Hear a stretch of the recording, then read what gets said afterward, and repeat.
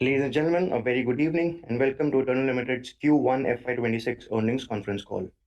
From Eternal's management team, we have with us today Akshant Goyal, Chief Financial Officer, Albinder Dhindsa, Founder and CEO of Blinkit, and Kunal Swaroop, Head of Corporate Development. Before we begin, a few quick announcements for the attendees. Anything said on this call which reflects outlook for the future or which could be construed as a forward-looking statement may involve risks and uncertainties. Such statements or comments are not guarantees of future performance, and actual results may differ from those statements. Additionally, please note that this earnings call is scheduled for a duration of 45 minutes, and we will be starting directly with the Q&A section of the call. If you wish to ask a question, please use the raise hand feature available on your Zoom dashboard. We will announce your name on the call and unmute your line, post which you can proceed with your question. We will wait for a minute while the question queue assembles.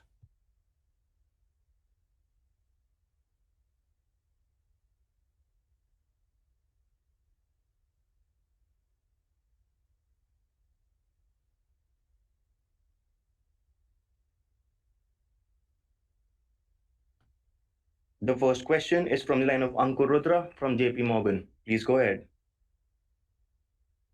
Thank you, and nice set of numbers overall. Just starting with quick commerce, pleased to see very strong growth there. Is it possible to give us a sense of how same-store sales growth compares with the growth from new stores, given that we'll probably see store additions potentially begin to slow down a bit more? And also on the quick commerce side, if you can highlight, how if you think, I think you did make a mention about competition, but if you think competition is able to raise capital, then if your strategy will change in the short term anyway. Thanks. Hi, Ankur, this is Albinder. So same-store sales growth is not really a metric that we track a lot internally because the structure of our polygons and the catchment area that a store serves, that changes quite dynamically. So it is harder for us to just sort of compare same-store sales growth. But when we look at existing polygon versus new polygons that we open, most of the current growth has come from existing polygons. Even in this quarter, when we opened a lot more cities, less than 5% of the overall growth actually came from the expansion areas that we were not serving earlier. Just to add, we also mentioned in the letter that like city like Delhi, which I think from a geographical coverage standpoint is fairly well covered. We've seen a growth of 70% year on year in this quarter. So as Albinder said, while same store growth may not be that relevant in our business, but at least that data point was to showcase that even the relatively more mature markets are growing reasonably well. Thank you. Is it possible to give us some color then in terms of in a city like Delhi as an example, how much of the growth is coming from category expansion? What's the scope there over the next few years? Yeah, that is not something that I think we want to necessarily talk about in a lot more detail because we don't give a category breakup. Any color you can share overall? I think the growth is fairly for us across all categories. There has been pretty secular growth. So I think that's the only thing that we would like to share. Okay. My follow-up on quick commerce was on the competition. You mentioned this in the letter as well. But do you think if competitive intensity rises, then your strategy will change in the short term versus what you pointed out? Yeah, Ankur, I think as we mentioned in the letter, I think we'll have to react to the circumstances. So, and I think we've been fairly clear on this one now and in the past that we'll respond to what the market is and we'll do the right thing. And I think making sure that we maintain our leadership position is important for us, and making sure that we give the best service to the customers is important for us. So I think we'll have to play by the year on that one. Okay, thank you. Just a few questions on food delivery. One, very good to see MTC growth coming back after 3 quarters of sort of flattish behavior here. If you can talk about the key initiatives which may have helped this right now, and do you think you're at a point where the momentum of at least increasing MTCs can stay? And finally, any particular changes in the way you'll run this business under the new leadership? So MTC growth is fairly, I think, in sync with the overall NOV growth, right? So if you look at it on year-on-year basis, right? So I think quarter-on-quarter, yes, it can appear to be lumpy, but if you look at it more longer term, I don't think there is any divergent trend there, and we expect that MTC growth to continue along with NOV growth, AOV growth, which should continue driving the growth of the overall business going forward like it has in the past. And any changes in strategy or with the way you run the business under new leadership? Yeah, sure. I mean, there will be changes, but nothing that we want to highlight or talk about here. Okay, just one last question on overall business headwinds. Do you think potentially with GLP-1 drugs becoming generic in India, there could be a risk to food consumption and especially food delivery of your business beyond this? Any thoughts you may have had on that side? I mean, no comment on it. I mean, still a new paradigm, and so far, I don't think we have seen GLP-1 impact food delivery in any other country. But as I said, it's fairly nascent. Theoretically, it can go either way, but too early for us to have a point of view or share that with you. Okay, thank you and best of luck. Thank you. Thank you. Next question is from the line of Manish Adukia from Goldman Sachs. Please go ahead. Yes, hi, good evening. Thank you for taking my questions. I have 2 or 3 questions, all on quick commerce. The first one is on the inventory ownership. The first question is, are you going to move almost all of your inventory to 1P over the next 2 to 3 quarters, like you mentioned in the letter? And will the margin benefit also be immediate? So let's say if you were to move almost all your inventory in 3 quarters, will the margin benefit also accrue in that 2 to 3 quarter period, or will that take a slightly longer time period? That's my first question. Yes, Manish, broadly, that's the plan. And I think your assessment is right. That's what we expect. I think in that time frame, we should be able to move most of our business to inventory ownership, and the margin accretion should also happen in that time frame.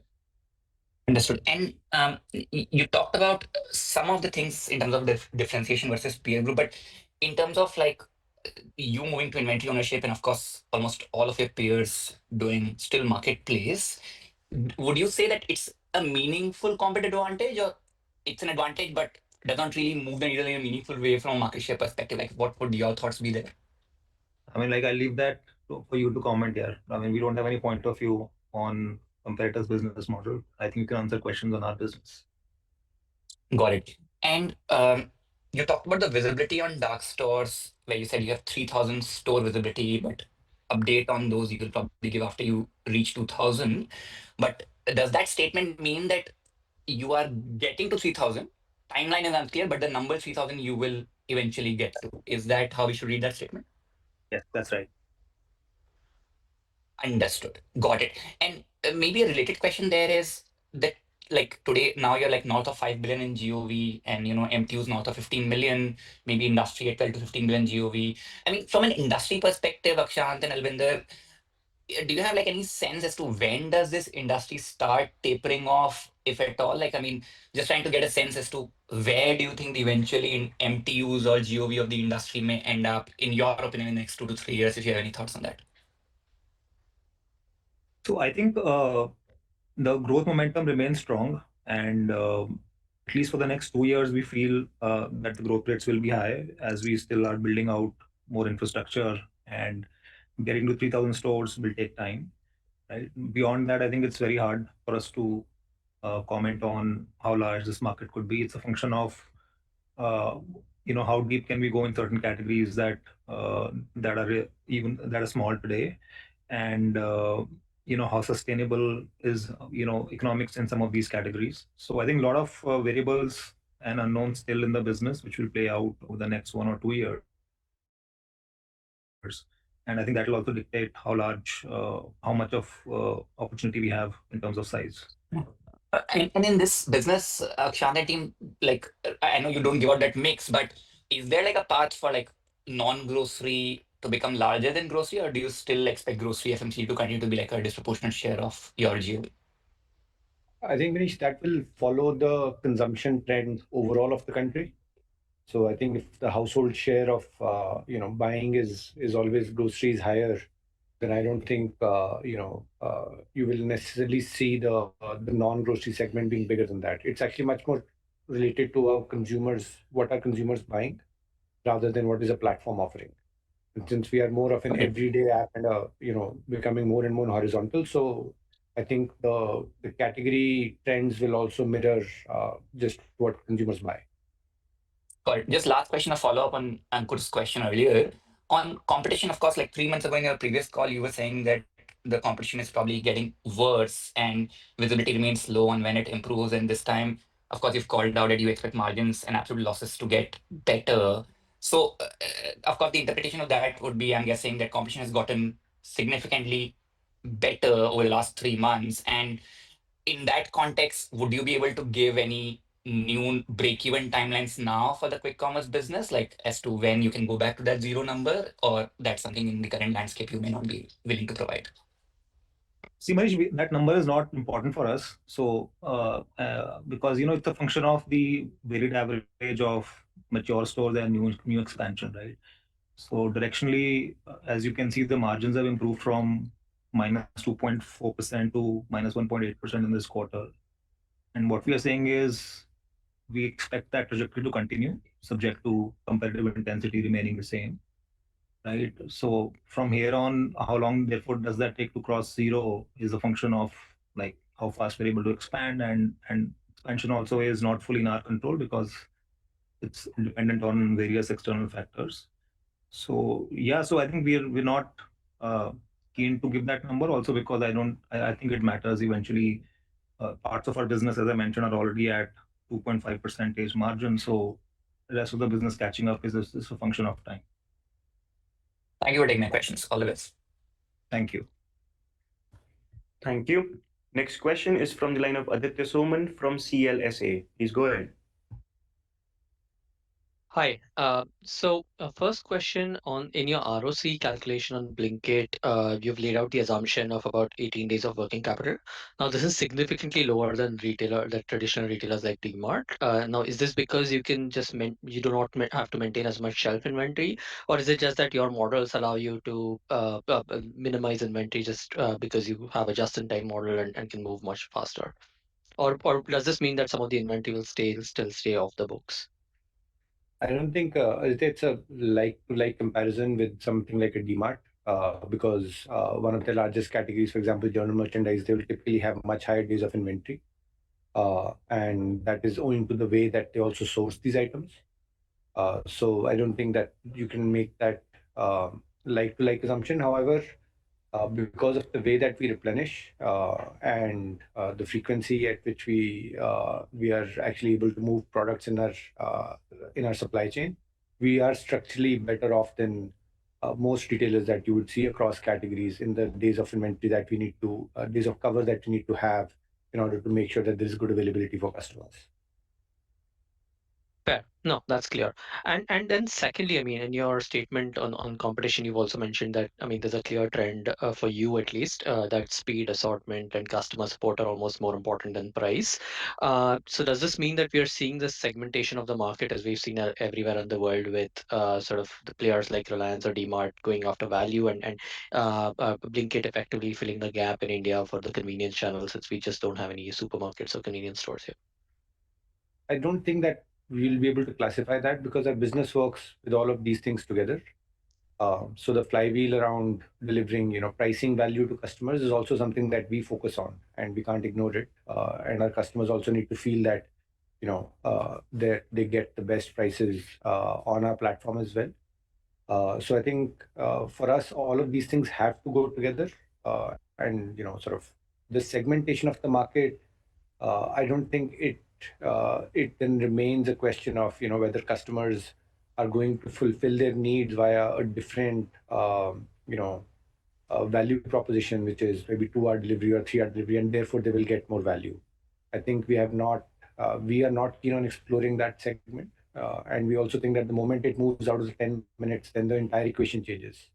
So maybe the value that you need to deliver will be much higher, and whether that would be sustainable or not, we are not entirely certain. So therefore, we don't think that you will be able to take each of these and then create different segments out of the market. No, understand. Clear. And then the last question on Hyperpure, you've indicated that part of the business will sort of come off just because there was sort of the marketplace business for QC. Can you give us a breakdown of how much was the restaurant business and QC business within Hyperpure? So Aditya, we'd given that breakup in the last shareholders letter. So if you could refer to that, we have the breakup by both restaurant and the non-restaurant business for the last 4-5 quarters.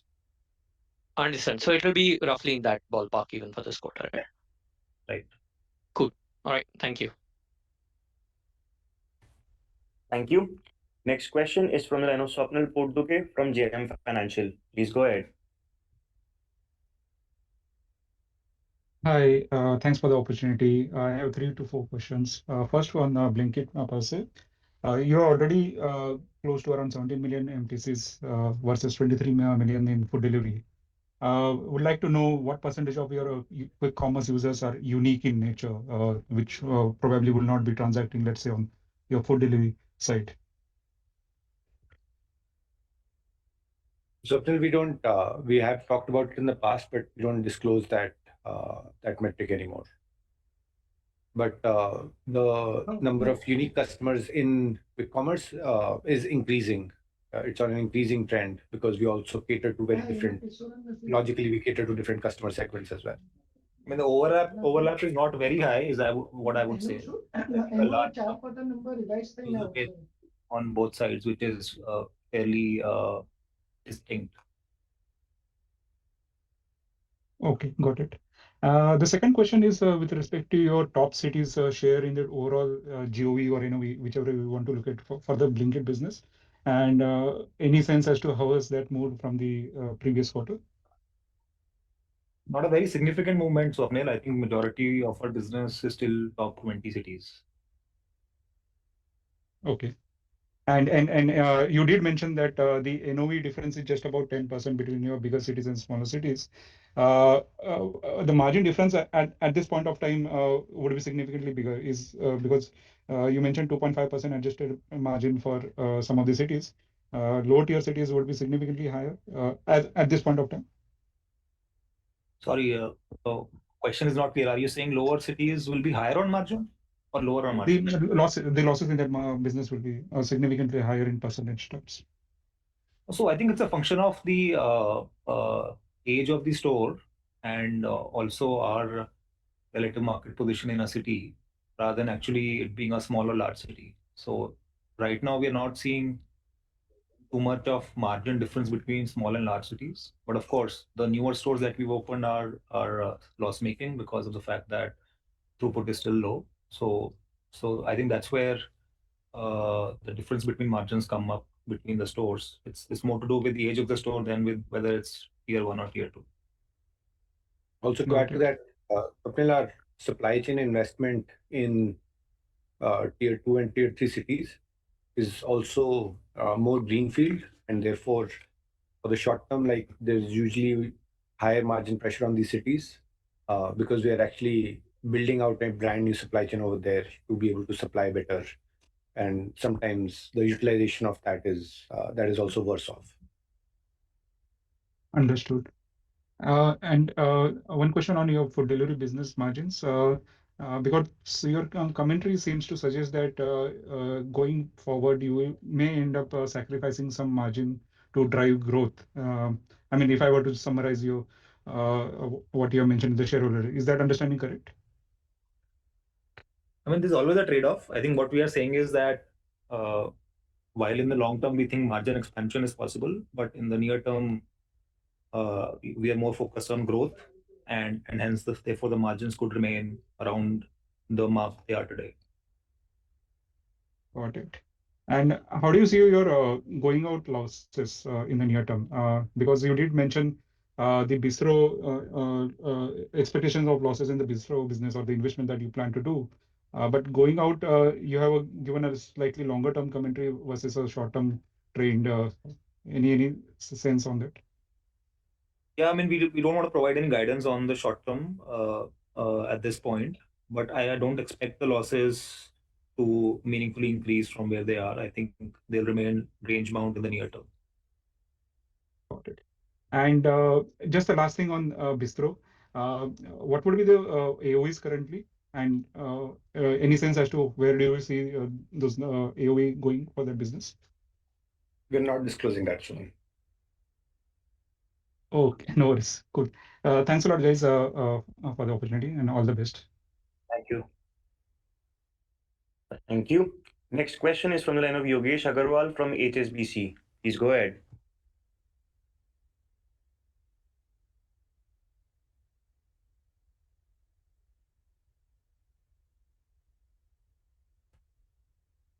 Yogesh, can you hear us?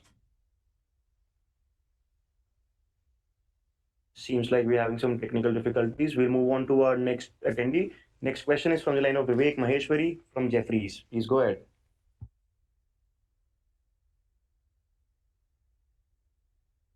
Hi, good evening, team. A couple of questions. So first is on this IOCC and 1P. So let's say you have about 1,500 plus stores. In 2 to 3 quarters, when you say that you will move to 1P, is that for all the stores, or is there, you need to do bottom up to figure out which stores you should do 1P and which you should do 3P? Not Vivek, this is Kunal here. So our move to 1P is not necessarily linked to stores, right? Stores are just a point of storage. I think the broader idea is who owns the inventory on the balance sheet. And I think that what we're saying is eventually most of the inventory will be owned by us as the company. No, sorry. What I meant was, yeah. So what I meant was from an inventory standpoint, not from store. I mean, when I said store, I meant inventory. So is there any thought process, or it's like lock, stock, and barrel? You move to 1P because it makes sense everywhere, wherever you are in the country. I think so. I think we've mentioned it very clearly in the letter and also in the call to a previous question that we intend to move most part of our business on our own inventory. So yeah, that's the plan. Okay. And Akshant, in that context, so there is an impact on balance sheet, there is an impact on, margins, but from a top line perspective, NOV, GOV revenues, it doesn't change anything, right? So because you, any which ways, so basically, will something change from an assortment perspective by virtue of moving it to 1P and therefore on GOV, NOV, or it stays the same, it's only the balance sheet and the margins? Vivek, we think on the assortment side, like nothing will change in the selection, but because moving to 1P reduces the administrative burden, the licensing burden, all of that significantly for both us and the brands. We do expect that there would be some positivity in terms of operational metrics around availability, fill rates that will improve on the platform. But otherwise, nothing is changing on the trajectory or the business itself. And on margins, we've already described the impact in the letter. Right. So margin part, so interesting. So you are saying at the margin there can be some positive impact on the on the top line also. So that's interesting. The last bit is when we look at quick commerce, let's say contribution margin versus adjusted EBITDA. So let's say contribution is flat and adjusted is getting better by 60 basis points, for example, sequentially. What does that imply? So it's essentially the marketing, branding, or the corporate overheads because of leverage. Can you just explain this bit? That's what it is. What you Mostly marketing. So this is mostly marketing. And also operating leverage on the fixed cost. So both of them, those are the two. Yeah, those are the two costs below contribution. So on both there is improvement in terms of percentage margins. Got it. And when you move to 1P, that will show up in contribution margins, right? What will show up in contribution margin? I'm saying you mentioned about 100 basis point spread. That's right. That's right. Yes. Beyond that, Akshant, so that 100 basis point, if we leave aside, so from here on, the contribution margins will drive the EBITDA margins except the leverage, and marketing spends are optimized. Is that fair, or there is still some scope on marketing also? No, I think so. I mean, the operating leverage below contribution will remain because even if these costs remain as is in terms of absolute amounts, the top line will scale, right? So I think that the operating leverage to that extent will continue to accrue. No, that's what I'm saying. So operating leverage will continue. Other than that, the will there also be leverage on the marketing spends, you think? Or it will be the rest of the delta will come from country margins only? I'm actually not clear on the question. No, so Vivek, I think we're trying to figure out whether the marketing spends are going to go down. I don't think the answer is yes. I think I think we will look to be more aggressive even going forward. Whatever we are saying is we are also accounting for the fact that we will stay aggressive, but maybe don't need to be maybe because of the competition. If the levels stay at the current level, we do see an improvement in the overall margins in the business. Okay, got it. And lastly, you are on 3.9% country margin this quarter on NOV basis. Last year was 4.9. So do you think directionally you get to that in next, without the 100 basis point IOCC impact, you think you get to that in next few quarters on country? Yeah, again, I think we shared that our margin will improve so over time. So yes, I think eventually the contribution margin will increase. So what your question is on timeline or whether the contribution margin. It's on the timeline, Akshan. Look, the 100 basis point delta comes from IOCC 100. So basically, there can be 200 basis point swing, which is what I'm trying to get to. It's possible in next 3-4 quarters, right? We're not giving any such guidance, Vivek. I think we've already shared a lot of information in the letter, right, which gives a sense directionally of how we think of the business. I think asking for more detailed quarter by quarter projection, I don't think it's fair. I mean, it's a competitive market.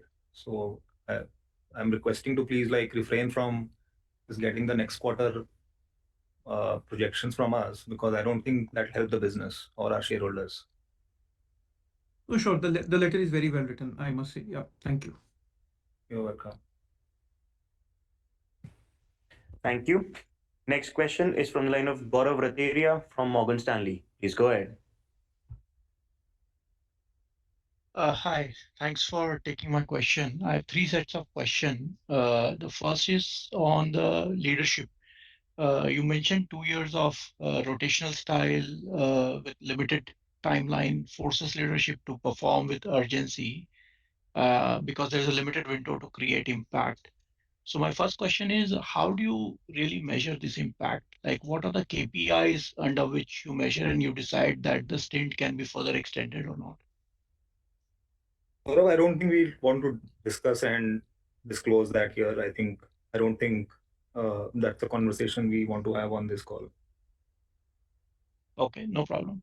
My second question is on understanding the bits on the contribution margin in the quick commerce business. Ideally, with your expansion ratio coming down as number of stores as percentage of the new stores as percentage of existing stores keep coming down, your contribution margin should keep moving in the right direction. But this quarter was largely flattish to down. So just trying to understand what are the various moving parts that go inside, which drives your contribution margin movement. So in addition to what you said, Gaurav, which is one element of contribution margin is driven by the share of new stores. I think there are other sort of elements that impact it. One, for example, we mentioned that there's seasonality impact on certain costs, especially delivery partner cost. Two, there is competition. Competition also has impact on various lines in the P&L pre-contribution. And of course, there is infrastructure build out in the form of warehousing as well, right? I mean, apart from stores, some of the warehousing expansion is more lumpy where you invest upfront, but you start seeing utilization over a slightly longer period of time.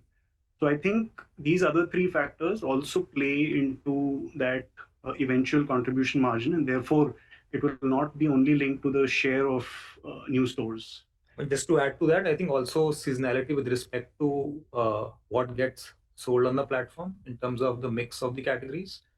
So that also changes, and that could have an impact on the gross margins in a particular quarter, right? So that also has a part to play. All right. My last question is on food delivery. You did talk about growth bottoming out. What are the initial things that you're watching, which is making you a lot more confident on this sustainability or of improvement in the growth trajectory?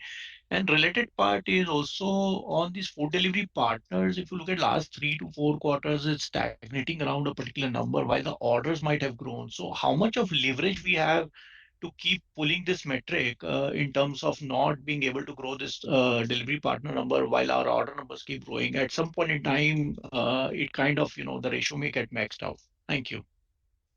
Yeah. So Gaurav, on your second question, I think the number of partners is an indicative number that we share to give a sense of the size of the uh, logistics fleet. But really, the metric that is directly linked to the size of the business is the login hours of these delivery partners, because as you know, these are all gig workers. So the number of hours they spend changes, and that's also seasonal. So we see a lot of delivery partners spending less time on the platform in certain months, around certain festivals, and vice versa, more time around other times in the year.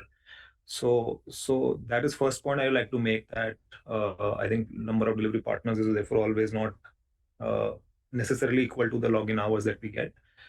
Secondly, I think utilization, or rather the idle time of delivery partners on a platform, I think continues to come down. And as that happens, we're able to do more orders with the same number of login hours that we have on the platform, and it's actually a good thing because it makes our business more efficient, while at the same time it increases the earnings of delivery partners. So therefore I don't see a constraint uh, in terms of availability of delivery partners on the growth of the business at this point. I think if we if the business grows and we need more login hours on the platform, we think scaling that should not be a challenge. And on the growth bit of food delivery? Yeah, I mean, so what we've shared is that basis what we have seen so far uh, in the first 3 weeks of the quarter, we think that the year-on-year growth sort of bottomed out, and we are seeing now higher, better app opens from our consumers, better resurrection rates. So the early signs is why we think that uh, we should see better growth from here on. But again, still early in the quarter, and we'll know more during the course of the quarter. Got it. Any meaningful change in the churn ratio or retention ratios, which also drives slightly better confidence than before? Yes. So I mean, like, I mean, when sort of the frequency goes up, and we're seeing more the customers returning back to the platform across different markets, I think is what why we feel that uh, this quarter would be better than the last one. Got it. Thank you, and all the best for future. Thank you, Gaurav. Thank you. Next question is from line of Vijit Jain from Citigroup. Please go ahead.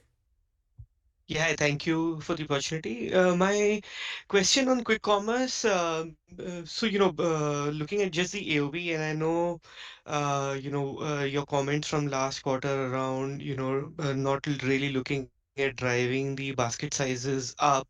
But just in that context, given the AOVs in the smaller cities is 10% lower, wanted to see whether in the top cities, naturally, without let's say specific interventions from your side, our basket size is still continuing to rise, Yeah, with it, or over a you feel longer like over the longer time horizon, yes, they're continuing to rise, but sequentially you might see differences because seasonality plays a very, very big role in the AOVs. Okay, got it. And my second question on the switch to inventory model, just looking at marketplace versus inventory model for a second here, right? In terms of how small sellers or D2C brands, those kinds of people get onboarded or featured or promoted on the platform, does anything change at all with this switch in terms of I'm guessing some of them would at least want to feature products on the platform that they want to promote and those kind of things. So those things, do they change at all under this new architecture, or continues to go onwards as it was earlier as well? No, Vijit, the tools that the brands use to promote themselves, to advertise on the platform, or to also feature some of their products, all of that remains exactly the same. The only way to sort of look at it, this is more of an administrative change for us and the brands. It just makes the burden of compliance a little bit easier for them. But commercially, nothing changes dramatically. And of course, because it becomes a little bit more efficient for everybody involved, so that is why we see a margin accrual.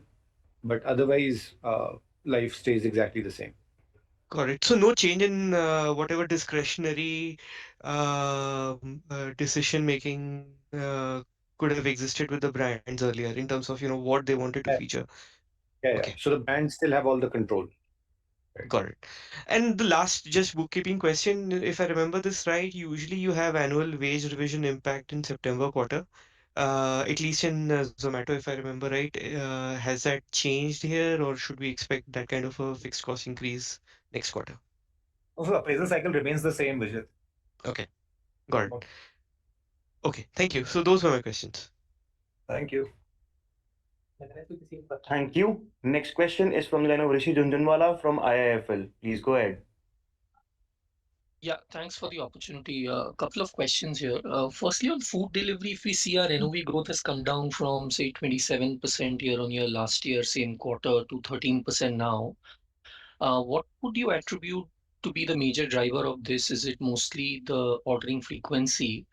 And secondly, when we are talking about the number going back to 20% plus next year, where would that incremental growth come from between frequency and AOV?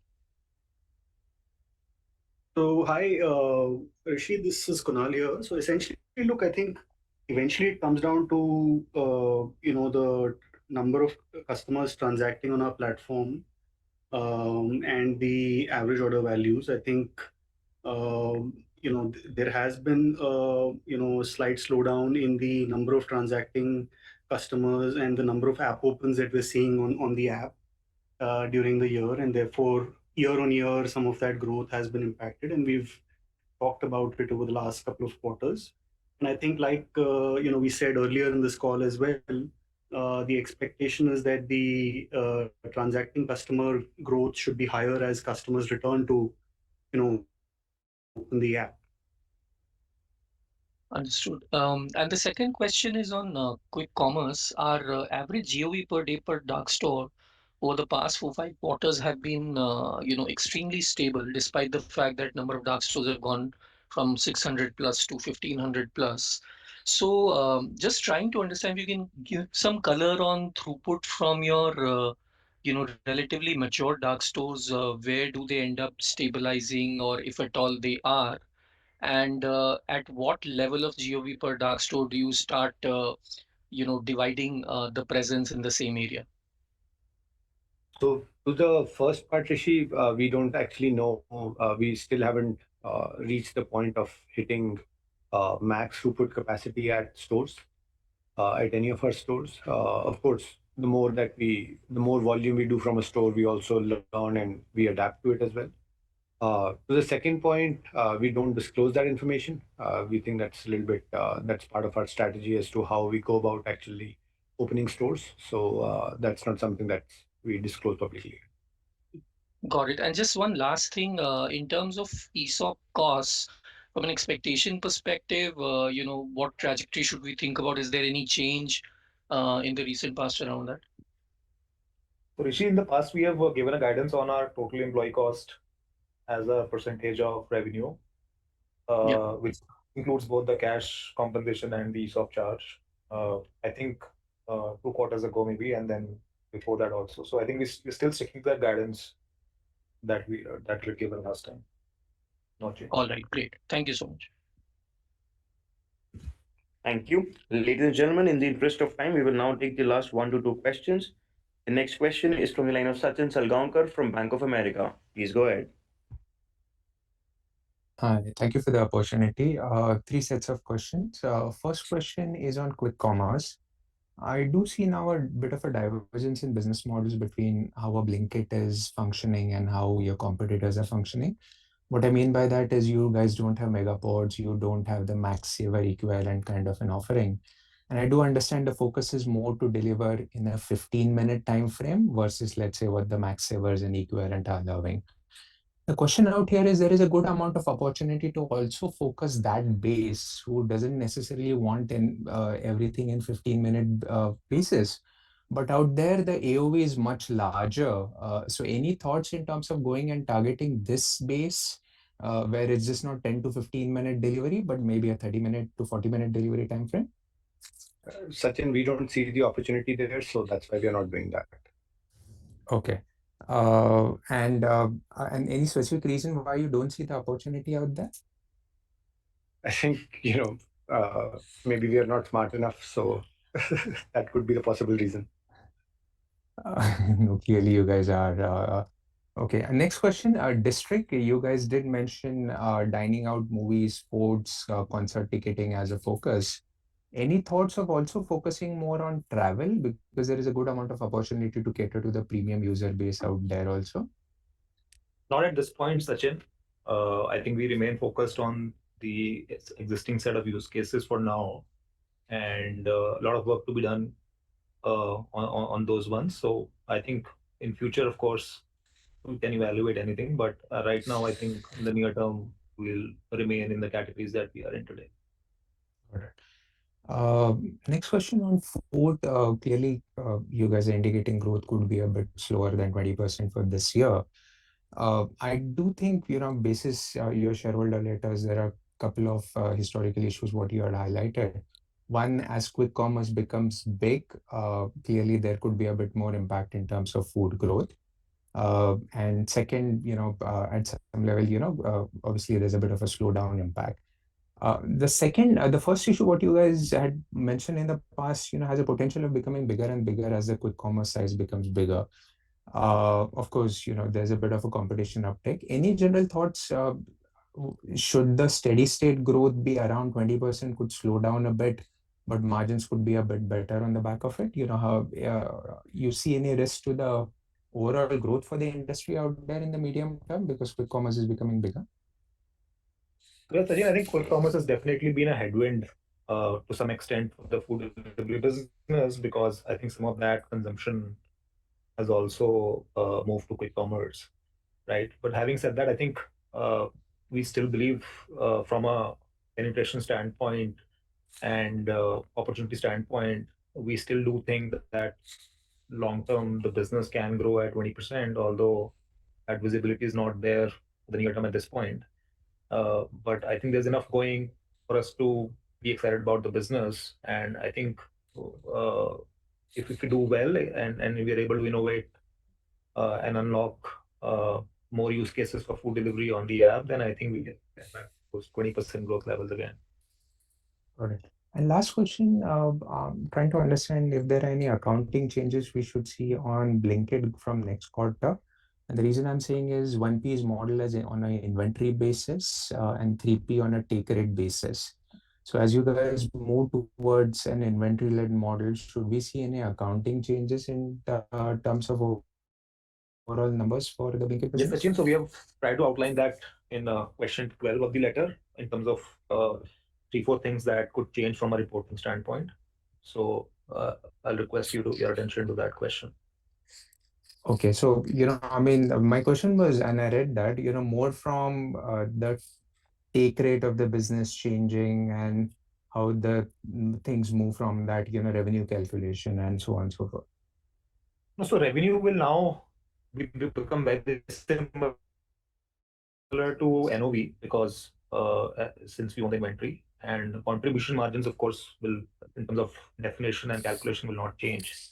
So there is an interim now gross margin of the business that we'll take a call whether we want to disclose that or not in the next quarter. But outside of that, I don't think anything else should change.